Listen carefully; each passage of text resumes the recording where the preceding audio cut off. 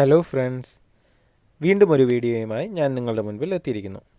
ഇന്ന് ഞാൻ സംസാരിക്കാൻ പോകുന്ന ടോപ്പിക് എന്ന് പറയുന്നത് മൈട്രൽ വാൽവ് പ്രൊലാപ്സിനെ കുറിച്ചും റിഗർജിറ്റേഷനെ കുറിച്ചുമാണ് ഞാൻ ഇന്ന് സംസാരിക്കാനായി പോകുന്നത്.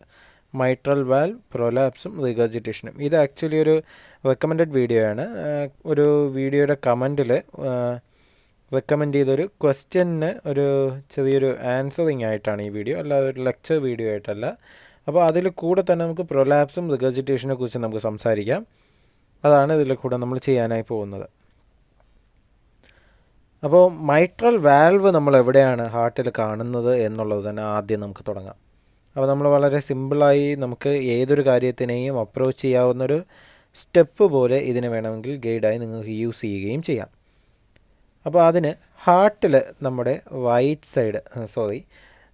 ലെഫ്റ്റ് സൈഡ്, ഹാർട്ടിൻ്റെ ലെഫ്റ്റ് സൈഡിൽ ഏട്രിയത്തിനെയും വെൻട്രിക്കിളിനും തമ്മിൽ കണക്ട് ചെയ്യുന്ന വാൽവാണ് മൈട്രൽ വാൽവ്.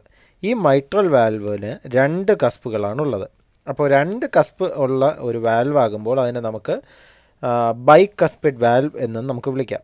അപ്പോൾ മൈട്രൽ വാൽവ് ലെഫ്റ്റ് ഏട്രിയത്തിനെയും ലെഫ്റ്റ് വെൻട്രിക്കിളും തമ്മിൽ ബ്ലഡ് ഫ്ലോയിന് കണക്ട് ചെയ്യുന്ന വാൽവാണ്. അപ്പോൾ നമ്മൾ വാൽവുകളെ കുറിച്ച് പറയുമ്പോൾ തന്നെ എല്ലാ വാൽവുകളുടെയും പർപ്പസ് എന്ന് പറയുന്നത് നമുക്ക് ഒരു ബ്ലഡ് ഫ്ലോ ഡയറക്റ്റ് ചെയ്യുക അല്ലെങ്കിൽ അതിനെ കൺട്രോൾ ചെയ്യുക എന്നുള്ളത് തന്നെയാണ് എല്ലാ വാൽവുകളുടെയും ഫങ്ഷനായി നമ്മൾ കാണുന്നത്. അപ്പോൾ മൈട്രൽ വാൽവ് ലെഫ്റ്റ് ഏട്രിയത്തിൽ നിന്നും ബ്ലഡ് ലെഫ്റ്റ് വെൻട്രിക്കിളിലേക്ക് കടത്തിവിടുന്നു. അതേസമയം തിരിച്ച് വെൻട്രിക്കിളിൽ നിന്ന് ഏട്രിയത്തിലേക്ക് കയറി പോകാതെ തടയുകയും ചെയ്യുന്ന ഫങ്ഷൻ ചെയ്യുന്ന ഒരു വാൽവാണ് മൈട്രൽ വാൽവ്. ഓക്കെ, അപ്പോൾ ഇനി അതിൻ്റെ ഡിസ്ഫങ്ഷനായി വരുന്ന പ്രൊലാപ്സും റിഗർജിറ്റേഷനെ കുറിച്ച് നമുക്ക് സംസാരിക്കാം. അപ്പോൾ മൈട്രൽ വാൽവ് പ്രൊലാപ്സ് എന്ന് പറയുന്നത് ആദ്യം നമുക്ക് കാണാം. അതെന്ന് പറയുന്നത് നമ്മുടെ ഇവിടെ നോക്കിക്കഴിഞ്ഞാൽ ഇത് നമ്മുടെ നോർമലായിട്ടുള്ള കസ്പുകളാണ്, ബൈകസ്പ് വാൽവുകൾ അല്ലെങ്കിൽ മൈട്രൽ വാൽവ് എന്ന് പറയുന്ന ആ വാൽവാണ്. ഈ വാൽവിന് ഇവിടെ ഇങ്ങനൊരു ഡോം ഷേപ്പ്, നമ്മുടെ നോക്കാം, ഇങ്ങനൊരു ഡോം ഷേപ്പ് അല്ലെങ്കിൽ വരും. അതായത് വെൻട്രിക്കിൾ ബ്ലഡ് പമ്പ് ചെയ്യുന്ന സമയം, ആ പമ്പ് ചെയ്യുന്ന ടൈം ഇത് കുറച്ചിങ്ങനെ മുകളിലോട്ട് ഇങ്ങനെ വരും. ഇപ്പോഴത്തെ റൈറ്റ് സൈഡ് നമുക്ക് ഈ പിക്കിൽ നോക്കിയാൽ കാണാൻ പറ്റും. കണ്ടോ, ഇത് എപ്പോഴും ഈ ഒരു പൊസിഷനിലാവണമെന്ന് അല്ല, ഇത് ബൾജ് ചെയ്യുന്നത് നമ്മുടെ ലെഫ്റ്റ് ഏട്രിയത്തിൽ നിന്നും നോർമലായി തന്നെ ഫങ്ഷൻ ചെയ്ത് ബ്ലഡ് വെൻട്രിക്കിളിലേക്ക് വരുന്നു. ഇവിടെ നിന്നും ബ്ലഡ് പമ്പ് ചെയ്യുന്ന ടൈം, ഈ പമ്പിങ് ഈ മൈട്രൽ വാൽവിനെ കുറച്ച് ബൾജ് ചെയ്യിക്കും, അല്ലെങ്കിൽ ബലൂൺ പോലെ മുകളിലിങ്ങനെ ഒരു ഷേപ്പ് കൊണ്ടുവരും. പക്ഷേ ഇവിടെ എപ്പോഴും ബ്ലഡ് വെൻട്രിക്കിളിൽ നിന്നും ഏട്രിയത്തിലേക്ക് ലീക്കേജ് ഉണ്ടാവണമെന്നില്ല, അത് ശ്രദ്ധിക്കണം. അതായത് നമ്മൾ ഇപ്പോൾ മൈട്രൽ പ്രൊലാപ്സ് ഉണ്ടെന്ന് പറഞ്ഞ് അവിടെ ബ്ലഡ് ലീക്കേജ് ഇല്ല. മിക്ക കേസുകളിലും പ്രൊലാപ്സിന് സിംറ്റംസ് പോലും കാണത്തില്ല.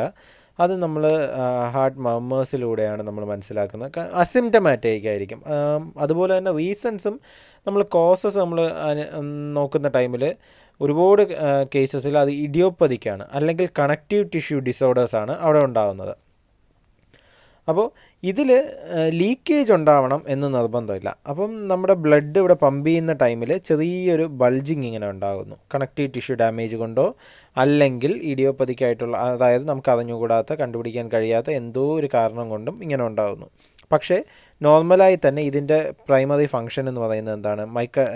മൈട്രൽ വാൽവിൻ്റെ ഫങ്ഷൻ എന്ന് പറയുന്നത് ബ്ലഡ് വെൻട്രിക്കിളിൽ നിന്നും ഏട്രിയത്തിലേക്ക് കയറാതിരിക്കാൻ ഒരു വാൾ പോലെയും അത് ഫങ്ഷൻ ചെയ്യുന്നു. അതേസമയം ലെഫ്റ്റ് ഏട്രിയത്തിൽ നിന്നും വെൻട്രിക്കിളിലേക്ക് വരാനും സഹായിക്കുന്നു. ഈ 2 ഫങ്ഷൻ അവിടെ നടക്കുന്നുണ്ട് ആ സമയത്ത്. അപ്പോൾ ഇവിടെ എന്തെങ്കിലും സിംറ്റംസ് ഉണ്ടാകുന്ന സമയത്താണ് നമ്മൾ ട്രീറ്റ് ചെയ്യുന്നത്. അല്ലാതെ നമ്മൾ ഇത് സിംറ്റമാറ്റിക് ആയിരിക്കുന്ന ടൈമിൽ വേറെ ഇഷ്യൂസ് ഒന്നുമില്ലെങ്കിൽ നമ്മൾ അങ്ങനെ ട്രീറ്റ്മെൻറ്റ് ചെയ്യാറില്ല. അപ്പോൾ ഇവിടെ നമ്മൾ ശ്രദ്ധിക്കേണ്ട ഒരു കാര്യം എന്ന് പറയുന്നത്, ഇനി റിഗർജിറ്റേഷൻ എന്ന് പറയുന്നത് നമ്മുടെ നോർമലായിട്ടുള്ള വാൽവിലേക്ക് നമുക്ക് തിരിച്ചു വരാം. നോർമലായിട്ടുള്ള left most portion, left most പോർഷനിലുള്ള ആ നോർമൽ വാൽവിൽ നമ്മൾ തിരിച്ചു വരുമ്പോൾ ഇവിടെ നോർമലായി തന്നെ നമ്മൾ ആ ബ്ലഡ് വെൻട്രിക്കിളിൽ നിന്ന് ഏട്രിയത്തിൽ നിന്നും വെൻട്രിക്കിളിലേക്ക് കടന്നു വരുന്നു, കസ്പുകൾ ക്ലോസ് ചെയ്യുന്നു. പക്ഷേ ഇവിടെ നടക്കുന്നത് താഴെ ഈ ഒരു ഗ്യാപ്പിലേക്ക് നോക്കിക്കോളൂ. അപ്പം ഇപ്പോൾ ഈ വാൽവ് എന്ന് പറയുന്നത് ഇങ്ങനെ അടയുന്നെങ്കിൽ ഈ ഒരു ഗ്യാപ്പ് പൂർണ്ണമായും ഇവിടെ ക്ലോസ് ആവാത്തൊരവസ്ഥ ഇവിടെ നമ്മൾ റൈറ്റ് മോസ്റ്റ് പോർഷനിൽ നമ്മൾ നോക്കുമ്പോൾ കാണാം. കണ്ടോ, ഈ ഒരു പോർഷൻ നമ്മൾ ക്ലോസ് ആവാതെ ഇവിടെ ഒരു ഗ്യാപ്പ് വരുന്നു. അപ്പോൾ എന്ത് സംഭവിക്കുന്നു പറഞ്ഞാൽ ഇതുവഴി ബ്ലഡ് ലീക്കാകും. ഇതുവഴി ബ്ലഡ് തിരിച്ച് ഏട്രിയത്തിലേക്ക് കടന്നു പോവുകയാണ് ചെയ്യുന്നത്. ഏട്രിയത്തിൽ നിന്നും അത് ലങ്സിലെത്താനും ഉള്ള ചാൻസ് ഉണ്ട്. അപ്പോൾ ഇതാണ് അവിടെ നടക്കുന്നത്.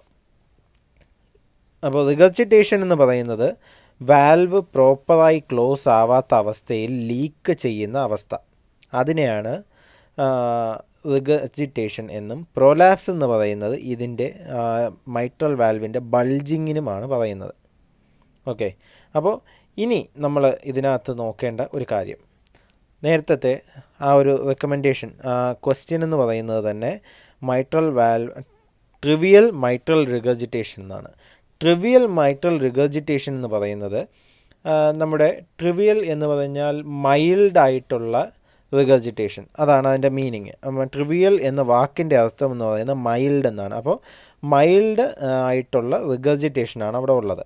പിന്നെ പ്രൊലാപ്സ്, അപ്പോൾ ഇതിൽ ഞാൻ പറയാൻ പോകുന്നൊരു കാര്യം എന്ന് പറയുന്നത് നമ്മുടെ വെൻട്രിക്കിളിൽ പ്രൊലാപ്സ് ഉണ്ട്, നമ്മുടെ മൈട്രൽ വാൽവിൽ പ്രൊലാപ്സ് ഉള്ള ടൈമിൽ ഇത് നോർമലായി തന്നെ ഫങ്ഷൻ ചെയ്യുന്നു എന്ന് ഞാൻ പറഞ്ഞു. ഇൻ കേസ്, അതായത് ഇൻ കേസ് എന്നല്ല, ചില കേസിൽ നമുക്ക് ഇത് നോർമലായി ഫങ്ഷൻ ചെയ്യില്ല. അപ്പോൾ എന്ത് സംഭവിക്കുമെന്ന് പറഞ്ഞാൽ ഇവിടെ ഗ്യാപ്പ് ഉണ്ടാകും. അതായത് ഇങ്ങനെ നോർമലി അടയേണ്ടത് ഈ ഒരു ഗ്യാപ്പ് ചെറിയൊരു ലീക്കേജ് ഇവിടെ ഉണ്ടാക്കും. ആ ടൈമിൽ ഇതുവഴി ബ്ലഡ് വെളിയിലേക്ക് പോവും. ഇതുവഴി ബ്ലഡ് വെളിയിലേക്ക് ഏട്രിയത്തിലേക്ക് പോകാൻ പാടില്ല, പക്ഷേ അവിടെ പോവും. അത് റിഗർജിറ്റേഷൻ ആയിക്കഴിഞ്ഞു അവിടെ. അതായത് പ്രൊലാപ്സ് ഉള്ളിടത്ത് ചെറിയൊരു ഗ്യാപ്പോ എന്തെങ്കിലും ഫങ്ഷനിങ് ഇഷ്യൂസ് ഉണ്ടായി അതുവഴി ബ്ലഡ് വെൻട്രിക്കിളിൽ നിന്നും ഏട്രിയത്തിലേക്ക് ലീക്ക് ചെയ്താൽ അത് മൈട്രൽ റിഗർജിറ്റേഷനാണ്. അപ്പോൾ മൈട്രൽ പ്രൊലാപ്സ് ഉള്ളിടത്ത് ലീക്കേജ് ഇല്ല. ആ പ്രൊലാപ്സ് ഉള്ളിടത്ത് ലീക്കേജ് വെൻട്രിക്കിളിൽ നിന്നും ഏട്രിയത്തിലേക്ക് വന്നാൽ അവിടെ റിഗർജിറ്റേഷൻ ആയി എന്നുള്ളതാണ് മനസ്സിലാക്കേണ്ടത്. അപ്പോൾ നമ്മൾ ഓൾറെഡി പ്രൊലാപ്സ് എന്താണെന്നും പറഞ്ഞു, റിഗർജിറ്റേഷൻ എന്താണെന്ന് പറഞ്ഞു, ട്രിവിയൽ എന്താണെന്ന് പറഞ്ഞു, എല്ലാം പറഞ്ഞു. അപ്പോൾ ഇപ്പോൾ നമുക്കൊരു സംശയം തോന്നുന്നത് എന്ന് പറഞ്ഞാൽ റിഗർജിറ്റേഷൻ പ്രൊലാപ്സ് ഉണ്ടായ ശേഷം ഉണ്ടാകുന്ന ഒന്നാണോ എന്നുള്ളതാണ്. ഒരിക്കലും അങ്ങനെയല്ല. അതിനർത്ഥം നമ്മൾ ഈ പ്രൊലാപ്സ് ഉണ്ടാകുന്ന വ്യക്തി, അതായത് മൈട്രൽ വാൽവ് പ്രൊലാപ്സ് ഉള്ള ഒരു പേഷ്യൻ്റ്, അവർ ഓൾവേസ് റിഗർജിറ്റേഷൻ ഉണ്ടാകാൻ റിസ്ക് ഉള്ളവരാണ്. അതായത് ഹയർ റിസ്ക് ഫാക്ടർ ഉള്ള ഒരു പേഷ്യൻ്റാണ്.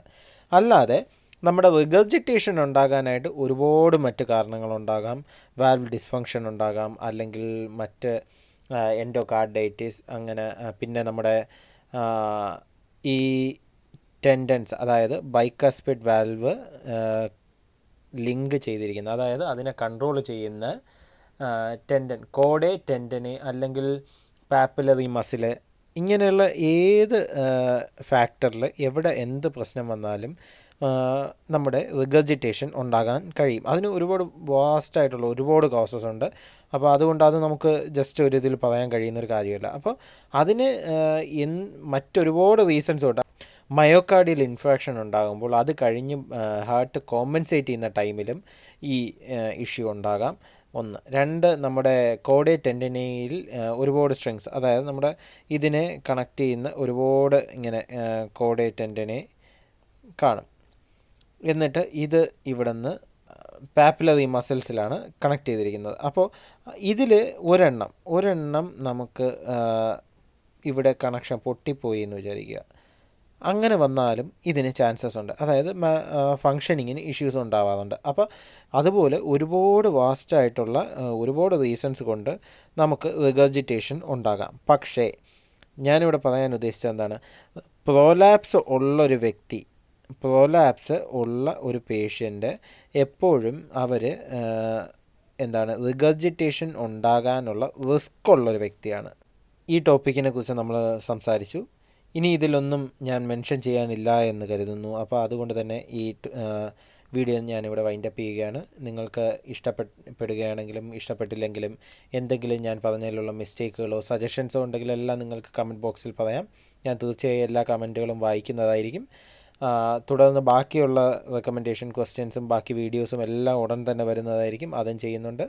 കോവിഡ് കാരണമാണ് കുറച്ച് ഡിലേസൊക്കെ വരുന്നത്. അപ്പോൾ അതുകൊണ്ട് വീണ്ടും അടുത്ത വീഡിയോയിൽ കാണാം. ഇനി എന്തെങ്കിലും ഡൗട്ടുകളുണ്ടെങ്കിൽ നിങ്ങൾ ഇതുപോലെ കമൻറ്റിൽ ചോദിച്ചാൽ മതി. ഞാനത് തീർച്ചയായും അതിന് വീഡിയോ ഇടുന്നതായിരിക്കും. So see you on the next one.